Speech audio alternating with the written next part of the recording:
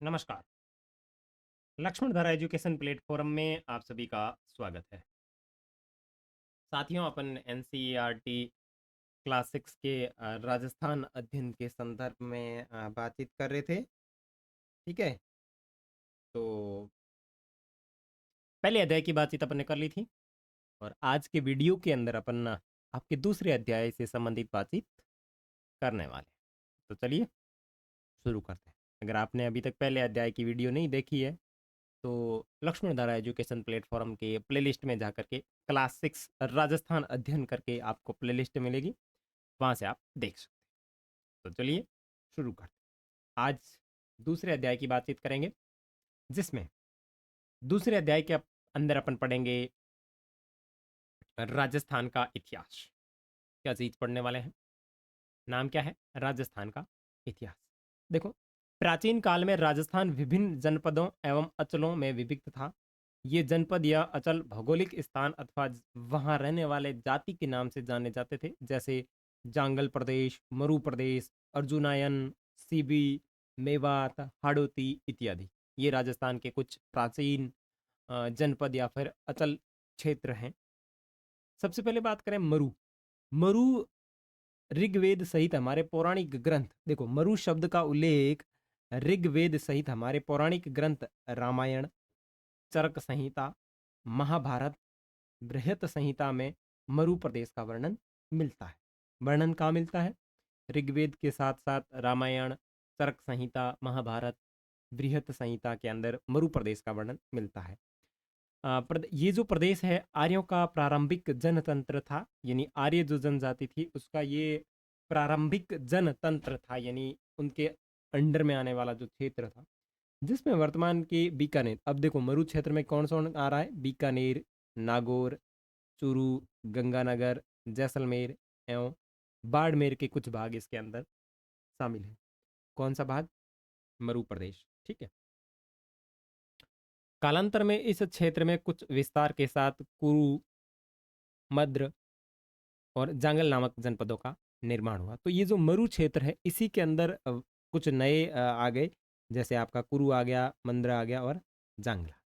उसके बाद में बात करें जांगल प्रदेश की, तो इस जनपद में वर्तमान आपके बीकानेर, कौन कौन से क्षेत्र? बीकानेर, नागौर, जोधपुर का कुछ भाग आता है।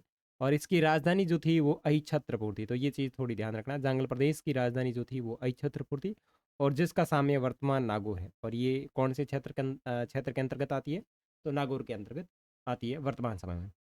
पौराणिक आख्यानों के अनुसार यादव वंश के बलराम श्री कृष्ण द्वारिका जाते समय इसी क्षेत्र से होकर के गुजरे थे। तो ये चीज़ वेरी वेरी इंपॉर्टेंट, बहुत बार एग्जामों में पूछी गई है कि किस जो आपके बलराम और कृष्ण जो द्वारिका जा रहे थे, श्री कृष्ण द्वारिका जा रहे थे, उस समय किस क्षेत्र से होकर गुजरे थे और वहाँ पे कौन सा वंश था? तो जांगल प्रदेश से होकर के गुजरे थे। ठीक है ना। और जांगल नहीं दे के वहाँ पे नागौर या फिर बीकानेर, जोधपुर, इस ये नाम दिया जा सकता है। तो ये नाम आएंगे। ठीक है ना। उसके बाद में मत्स्य है। इस जनपद का उल्लेख ऋग्वेद में मिलता है। मत्स्य जनपद का उल्लेख किस में मिलता है? ऋग्वेद में मिलता है। और इसकी जो राजधानी थी वो विराटनगर थी। और अहिछत्रपुर किसकी थी? तो माइंड में आना बहुत जरूरी है। ठीक है। ये जनपद अलवर एवं जयपुर के मध्य स्थित था। और इस स्थान का वर्णन चीनी यात्री हुएन सांग ने किया था। वो जो चीनी यात्री आया था, हुआन चांग, उसने इस का वर्णन उस समय यात्रा की थी, इस टाइप किया था। ठीक है ना। तो मत्स्य जनपद का वर्णन कौन सा एक विदेशी यात्री करता है? तो ये बिल्कुल आपका होवन चान होगा, जो चीन से आया था। तो ये चीज़ भी आपको थोड़ी ध्यान रखनी है। उसके बाद में सूरसेन की बात करें तो राजस्थान के भरतपुर, धौलपुर, करौली के अधिकतर भूभाग प्राचीन सूरसेन जनपद में सम्मिलित थे। ठीक है ना। कौन कौन से? राजस्थान के भरतपुर, धौलपुर, करौली के अधिकतर भूभाग जो है वो सूरसेन जनपद के अंतर्गत आते थे। और इस जनपद की जो राजधानी थी वो मथुरा थी। तो देखो, छत्रपुर किसकी है, विराटनगर किसकी है और मथुरा किसकी है। तो ये चीजें दिमाग में फिट कर लो। ठीक है। चौथी शताब्दी ईसा पूर्व के यूनानी लेखकों ने सिकंदर के समय सूरसेन या सौरसेन का उल्लेख किया है। ठीक है ना। तो इसका उल्लेख कौन करता है? सिकंदर करता है। कब की? ईसा पूर्व चौथी शताब्दी। और बयाना प्रशस्ति में सूरसेन नामक राजवंश का भी अपने को वर्णन मिलता है। तो ये ऐतिहासिक स्रोतों के अंतर्गत याद रख सकते हैं कि सिकंदर वर्णन करता है या फिर सूरसेन भी जो प्रशस्ति है, बयाना प्रशस्ति है, वो इस वंश का नाम देती है। ठीक है ना। सिकंदर के आक्रमण के पश्चात अपनी स्वतंत्रता को सुरक्षित रखने को उत्सुक पंजाब और टक की कुछ जातियां राजस्थान में आकर बस गई। इनमें से साहस और शौर्य के लिए प्रसिद्ध जो जाति है वो मालव है, सीवी जनपद है या फिर अर्जुनायन जनजातियां हैं। तो ये जो है वो बाहर से आई हुई है, ठीक है ना। तो ये चीज़ भी आप ध्यान रखना कि अपनी स्वतंत्रता कायम रखने के लिए कौन कौन सी जनजातियां, पंजाब और टक की कुछ जातियां जो राजस्थान में आकर के बस गई, तो विदेशी जातियां हो गई ये। तो मालव हो गई, सीवी हो गई और अर्जुनयन हो गई। और ये कंटेंट आप सारी देख रहे हो लक्ष्मण धारा एजुकेशन यूट्यूब चैनल पर। अगर आप इसके ऊपर नए हैं तो अभी इसको सब्सक्राइब करें, लाइक करें और साथ ही साथ दोस्तों के साथ शेयर जरूर करें। उसके बाद में है सीवी, और ये सारे तथ्य आपके राजस्थान अध्ययन क्लास 6 के दूसरे अध्याय के अंदर से लिए गए हैं, जो आपके प्रत्येक एग्जाम के अंदर महत्वपूर्ण होते हैं, ठीक है। सीवी आधुनिक उदय के पूर्व, पश्चिम तथा उत्तर का संभागीय प्रदेश में सीवी जाति ने आधिपत्य स्थापित किया, इसलिए ये सीवी जनपद के नाम से जाना जाता है। तो ठीक है ना, सीवी जनपद ये उदयपुर के पूर्व में और पश्चिम में जो भाग है वहाँ पे सीवी जाति ने आधिपत्य स्थापित कर लिया था, इसलिए इसको कहा जाता था सीवी जनपद। इसकी राजधानी मध्यमिका या फिर मध्यमिका थी, जिसका अवशेष वर्तमान चित्तौड़गढ़ के पास नगरी नामक गांव में देखने को मिलता है। और इस भूभाग को मेदपाट या प्रागवाट भी कहा जाता था। तो ये चीज़ें भी बहुत बहुत इंपॉर्टेंट है एग्जाम की दृष्टि से, सारी चीज़ें, ठीक है ना। सीवी का अपने को कौन से ज़िले के अंदर देखने को मिलता है, या फिर इसकी राजधानी क्या थी, और इस राजधानी का वर्तमान में कौन से ज़िले के अंदर अपने को अवशेष देखने को मिल रहा है, या फिर प्रागवाट या मेदपाट ये किसका प्राचीन नाम है। तो ये सारी चीज़ें आपके दिमाग में सेट होनी चाहिए। उसके बाद में है अर्जुनायन।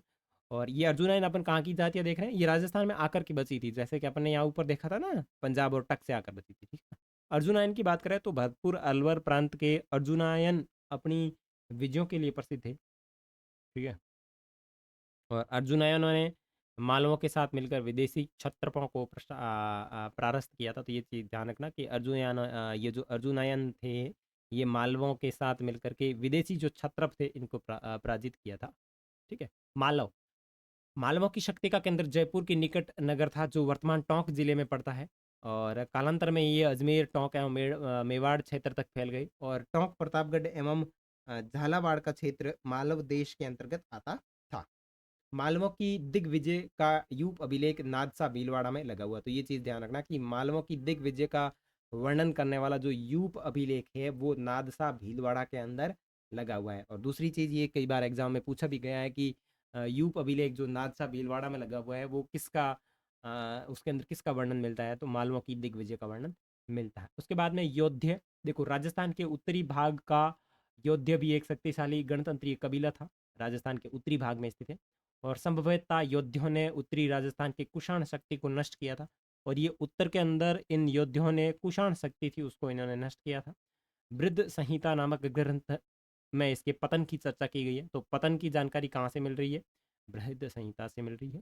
इसके बाद के जनपद अन्य नामों और सीमाओं को लेकर सामने आते हैं, जैसे मेवाड़ में वागड़, मारवाड़, हाड़ौती, ढूंढाड़, मेवात, ये इनके बाद की बात है। जैसे मेवाड़ की बात करें तो प्राचीन सीवी जनपद वाले क्षेत्र को मेवाड़ कहा जाता है। प्राचीन जो सीवी जनपद है, ठीक है ना, प्राचीन जो सीवी जनपद वाला जो क्षेत्र है वो आपका मेवाड़ कहलाता है। आधुनिक उदयपुर, चित्तौड़गढ़, प्रतापगढ़, राजसमंद, भीलवाड़ा जिले इसके अंतर्गत आते हैं। जैसे कि मैंने आपको प्रगाटवाद बताया था ना सीवी जनपद के अंदर, वही चीज़ वापस। और नागदा, अहाड़, कल्याणपुर, चित्तौड़गढ़, कुंभलगढ़, चावंड, उदयपुर आदि समय समय पर इसकी राजधानी रही है। और यहाँ की बोली जो है वो एक प्रकार की मेवाड़ी बोली है। तो इसकी राजधानी अभी आप ध्यान में रखें, नागदा, अहाड़, कल्याणपुर, चित्तौड़गढ़, कुंभलगढ़, चावंड, उदयपुर ये मेवाड़ की राजधानियाँ रही है। उसके बाद में वागड़ की बात करें तो राजस्थान में दो क्षेत्र वागड़ के नाम से जाने जाते हैं। एक जो क्षेत्र पर है, एक जो क्षेत्र है वो डूंगर और बांसवाड़ा के नाम से जाना जाता है। और दूसरा जो है पिलानी के पास नरहड़, भादरा, नोहर तथा कन्नाड़ा का क्षेत्र माना जाता है। किंतु अधिकतर दक्षिणी राजस्थान के डूंगरपुर और बांसवाड़ा के भूभाग को ही वागड़ या वागड़ कहा गया है तथा इसकी बोली वागड़ी है। देखो बागड़ के नाम से दो क्षेत्र जाने जाते हैं, लेकिन ज़्यादा अपन प्राथमिकता इस वाले क्षेत्र को देते हैं जो दक्षिणी राजस्थान के अंदर स्थित है। लेकिन पिलानी के पास नहर है, भादरा है, नोहर है तथा कन्नड़ा का जो क्षेत्र है ये भी आपके वागड़ के अंतर्गत, मतलब इनको भी वागड़ कहा जाता है। मारवाड़ प्राचीन मरु प्रदेश ही कालांतर में मारवाड़ कहलाया। और जो ये मारवाड़ आपका क्षेत्र है, ये प्राचीन समय में जो मरु प्रदेश था इसी को ही मारवाड़ नाम दिया गया।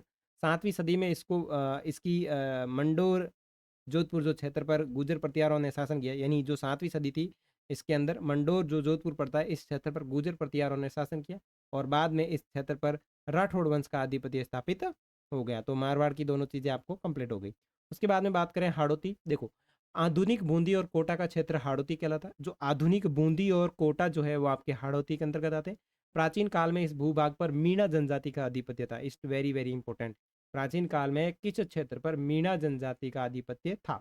मीणा वंश का बूंदा के नाम पर ही बूंदा का नामकरण हुआ। और यहाँ पे एक मीणा का वंश था बूंदा, जिसके नाम पर ही इसका वंशकरण जो है, नामकरण जो बूंदी का बूंदी हुआ है। क्या नाम हुआ है? बूंदी। ठीक है। कालांतर में चौहान वंश की हाड़ा शाखा ने इस क्षेत्र पर अधिकार कर लिया।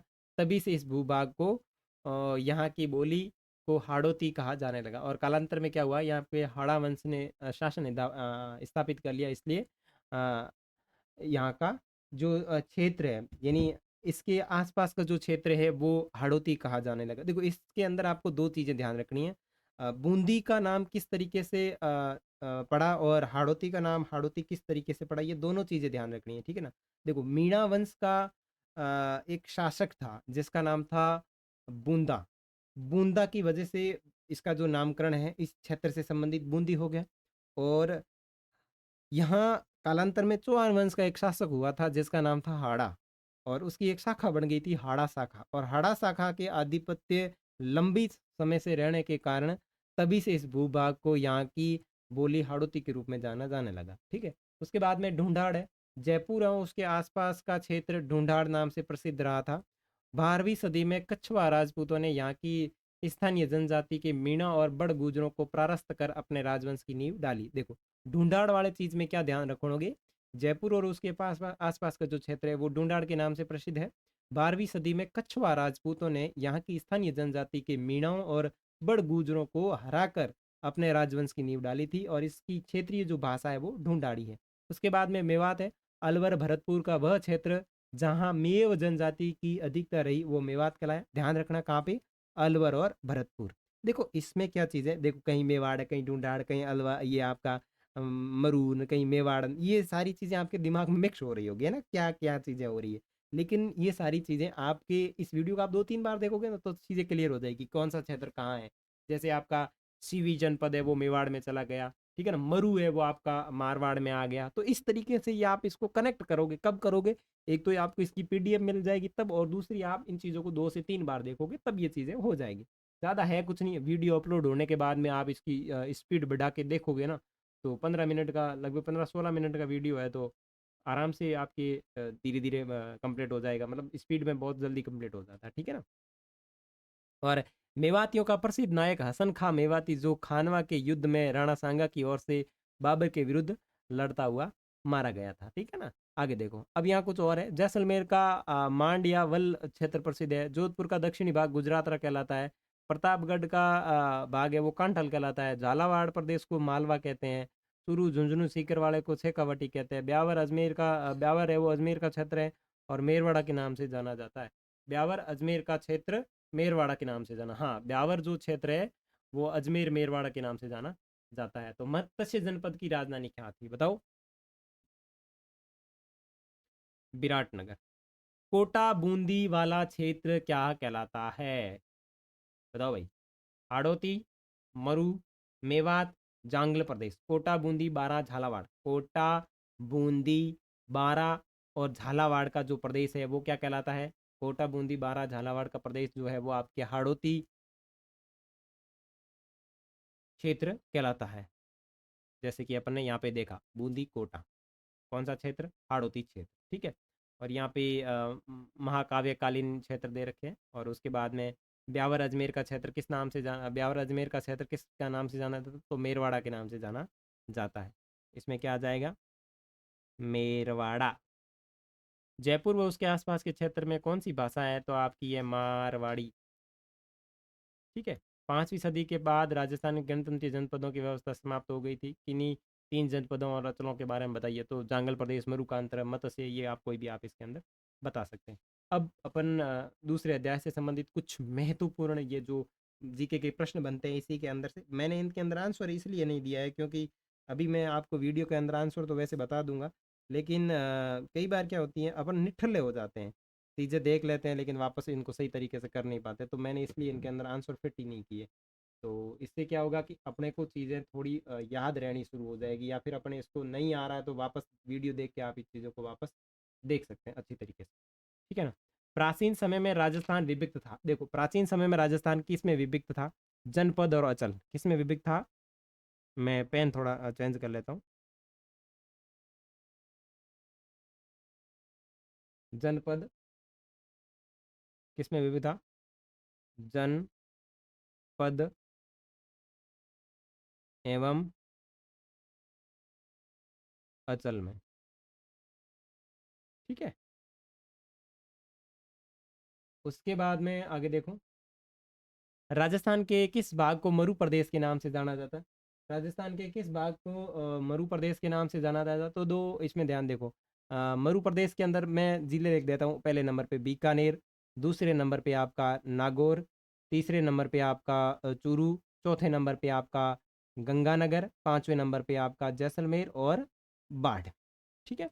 मरु प्रदेश की जानकारी हमें कहाँ से मिलती है? देखो मरु प्रदेश की जानकारी हमारे को मिलती है ऋग्वेद से, ऋग्वेद, और कहाँ से मिलती है? रामायण, जैसे कि अपन ने ऊपर पढ़ा था चरक संहिता, ठीक है। अब मैं राइटिंग मेरी थोड़ी सही ढंग से नहीं जम रही, क्योंकि मेरे दोनों हाथों में थोड़ा पेन है, जॉइंट में से बहुत दर्द कर रहा है, इसलिए मैं सही तरीके से लिख नहीं पा रहा हूँ, तो आप इसको समझ लेना, ठीक है। आर्यों का प्रारंभिक जनतंत्र कौन सा था? देखो आर्यों का प्रारंभिक जो जनतंत्र था वो था आपका मरु प्रदेश। कौन सा था? आर्यों का प्रारंभिक जनतंत्र कौन सा था? तो ये था आपका मरु प्रदेश, जैसा कि आपने अपने शुरू में ये पढ़ ली थी। जांगल प्रदेश के अंदर कौन सा क्षेत्र आता है? तो जांगल प्रदेश के अंदर आपका बीकानेर, नागौर, ठीक है। उसके बाद में आपका जोधपुर का कुछ क्षेत्र है वो इसके अंतर्गत आता है। और जांगल प्रदेश की राजधानी कौन सी है? देखो जांगल प्रदेश की राजधानी है अहिछत्रपुर, अहिछत्रपुर। जांगल प्रदेश की राजधानी कौन सी है? अहिछत्रपुर राजधानी है। अहिछत्रपुर को वर्तमान में क्या कहा जाता है? तो इसको कहा जाता है नागौर, ठीक है। उसके बाद में 8वां प्रश्न, यादव वंश के बलराम और श्री कृष्ण द्वारिका जाते समय कौन से क्षेत्र से होकर के गुजरे थे? तो आपके गुजरे थे जांगल प्रदेश, जांगल प्रदेश। उसके बाद में कौन से जनपद का उल्लेख ऋग्वेद में मिलता है? कौन सा जनपद है जिसका उल्लेख ऋग्वेद में मिलता है, ऋग्वेद में मिलता है? तो ये है आपका मत्स्य जनपद। कौन सा जनपद? मत्स्य जनपद। महाभारत काल में मत्स्य जनपद की राजधानी क्या होती थी? तो ये होती थी आपकी विराट नगर, ठीक है, विराट नगर।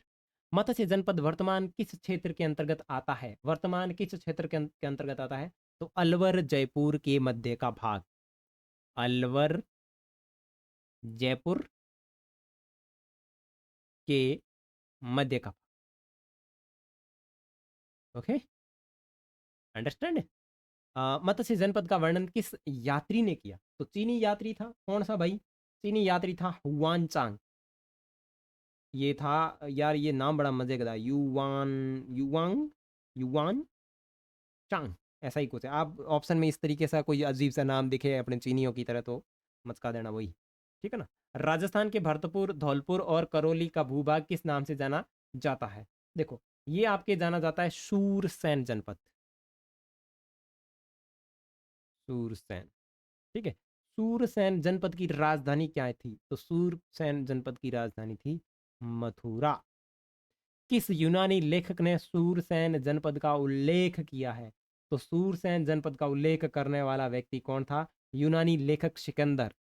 यूनानी, किसकी नानी? यूनानी लेखक सिकंदर। कैसा दर? सिकंदर। किसकी नानी? यूनानी, ठीक है। कौन सी प्रशस्ति में सूरसेन नामक राजवंश की जानकारी प्राप्त होती है? कौन सी प्रशस्ति में सूरसेन नामक की जानकारी प्राप्त होती है? बयाना प्रशस्ति। कौन सी? बयाना, ठीक है ना, बयाना प्रशस्ति, ठीक है ना। उसके बाद में सिकंदर के आक्रमण के समय पंजाब से कौन सी जातियां राजस्थान में आकर बसी थी रे? मालव, स्वी और अर्जुनायन। कौन सी थी? मालव, सीवी और अर्जुनायन। अर्जुनायन, अर्जुनायन। वर्तमान में राजस्थान के कौन से क्षेत्र पर सीवी जाति ने आधिपत्य स्थापित किया? तो 18वें में आपका हो जाएगा उदयपुर का पूर्वी क्षेत्र, पूर्वी और पश्चिमी यानी, हाँ सीवी वहीं तो थी, उदयपुर। उदयपुर यानी झीलों की नगरी उदयपुर के पूर्व पश्चिम क्षेत्र, पूर्व पश्चिमी क्षेत्र पर। ओके, इस क्षेत्र को किस नाम से जाना जाता है? तो इस क्षेत्र को आपके जाना जाता है सीवी जनपद के नाम से। कौन सा क्षेत्र? ये ऊपर जो दिया हुआ वही, तो ये हो गया सीवी जनपद। ठीक है, सीवी जनपद की राजधानी क्या थी? मध्यमिका। ठीक है, मध्यमिका के अवशेष कहाँ से प्राप्त होते हैं? प्रगाट, प्रागवाट, प्रागवाट। ठीक है, चित्तौड़ के क्षेत्र को अन्य किस नाम से जाना जाता है? तो चित्तौड़ के क्षेत्र को मेदपाट या प्रगाटवाट, मेदपाट या फिर वापस यही प्रगाटवाट यहाँ कॉपी कर लें। राजस्थान के भरतपुर अलवर क्षेत्र में किस जाति ने आधिपत्य स्थापित किया? तो किस जाति ने आधिपत्य स्थापित किया? तो ये थी आपकी अर्जुनायन। कौन थी? अर्जुनायन। ठीक है, मालवों की शक्ति का केंद्र कौन सा स्थान था? ये था नगरी आपकी टोंक, नगरी सभ्यता है। ठीक है, मालवों की विजय का यूप अभिलेख कहां पर है? नादसा भीलवाड़ा, नादसा भीलवाड़ा। ठीक है, किसके आक्रमण से जनपद व्यवस्था समाप्त हो गई? किसके आक्रमण से जनपद व्यवस्था समाप्त हो गई? 5वीं सदी के अंदर हुणों ने आक्रमण किया था।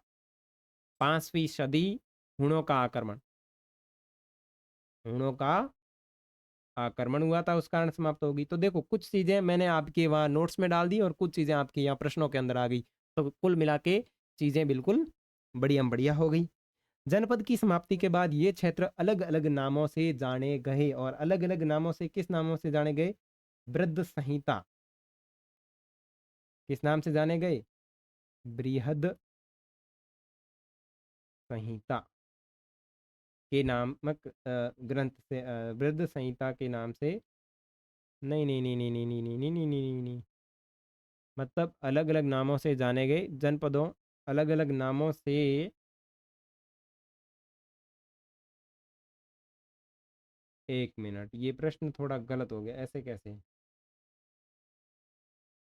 प्रश्न संख्या 27 है, प्रश्न संख्या 27 की जनपदों, उसके बाद जनपदों का पतन का वर्णन कहाँ से मिलता है? जनपदों के पतन का वर्णन अलग अलग नामों से जाना। देखो, जनपदों की समाप्ति के बाद में ये अलग अलग नामों से जाने गए, तो इसके अंदर कौन से आगे पता है आपको?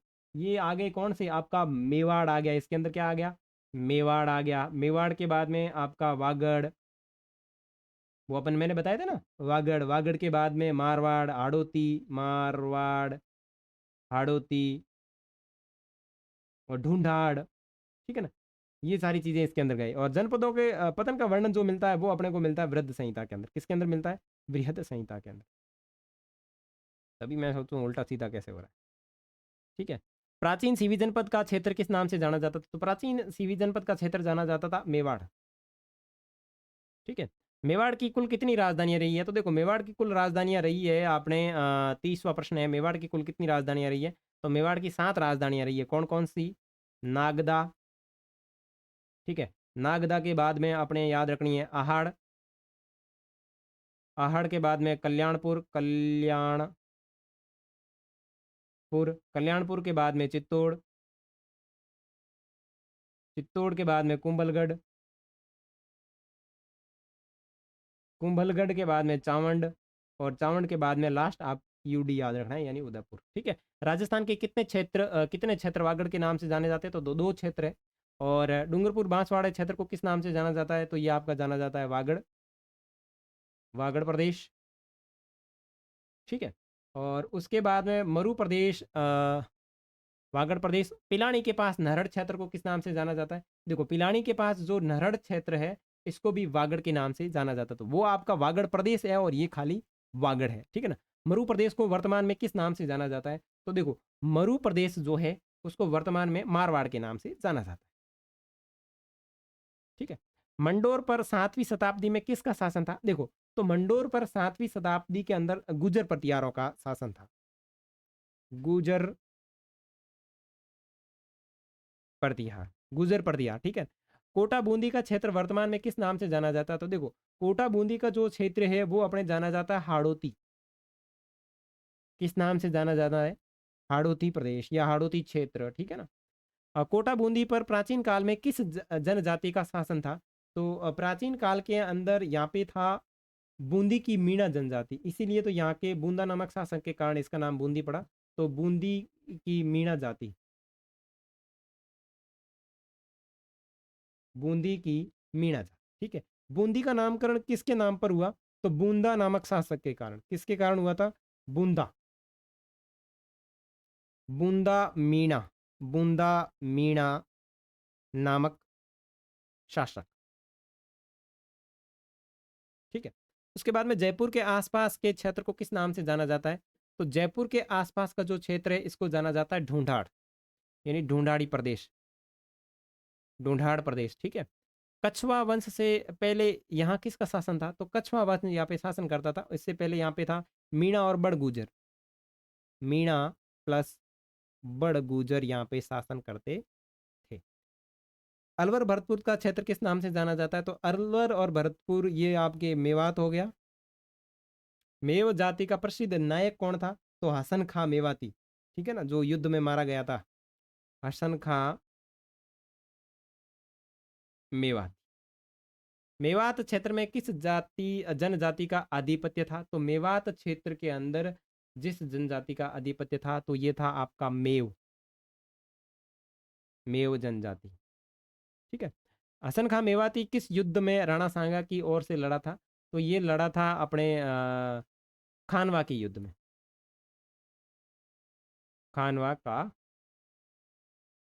युद्ध। प्रतापगढ़ को किस नाम से जाना जाता है? तो प्रतापगढ़ को जाना जाता है आपके कांठल के नाम से। किस नाम से जाना जाता है? कांठल, कंठल। झालावाड़ क्षेत्र को किस नाम से जाना जाता है? तो झालावाड़ है वो आपके मालवा प्रदेश में आएगा। और शेखावाटी क्षेत्र को किस नाम से जाना जाता है? शेखावाटी क्षेत्र में कौन कौन आता है? तो आपके आ गया चूरू, झुंझुनू, झुनझुनू, ठीक है, सुरू, झुंझुनू और सीकर। और लास्ट है ब्यावर और अजमेर क्षेत्र को किस नाम से जाना जाता है? तो ये जाना जाता है अजमेर मेरवाड़ा। तो ये थे आपके दूसरे अध्याय से संबंधित महत्वपूर्ण 48 क्वेश्चन। इसके अंदर देखो, अंचल का मतलब होता है क्षेत्र, ऋग्वेद का मतलब है ये प्राचीन गर्द और प्रथम गर्द है, और यानी प्रथम वेद है। और क्षत्रप का मतलब होता है प्रांत का मुखिया, राज्यपाल। भारत में शक जाति के शासकों हेतु प्रयुक्त होता था। तो ये दूसरे अध्याय से संबंधित कुछ महत्वपूर्ण तथ्य और जानकारियां थी, प्रश्न थे। नेक्स्ट अपन तीसरे अध्याय की बात करेंगे जिसका नाम है इतिहास जानने के स्रोत। तो मिलेंगे तीसरे अध्याय में, तब तक के लिए बाय बाय।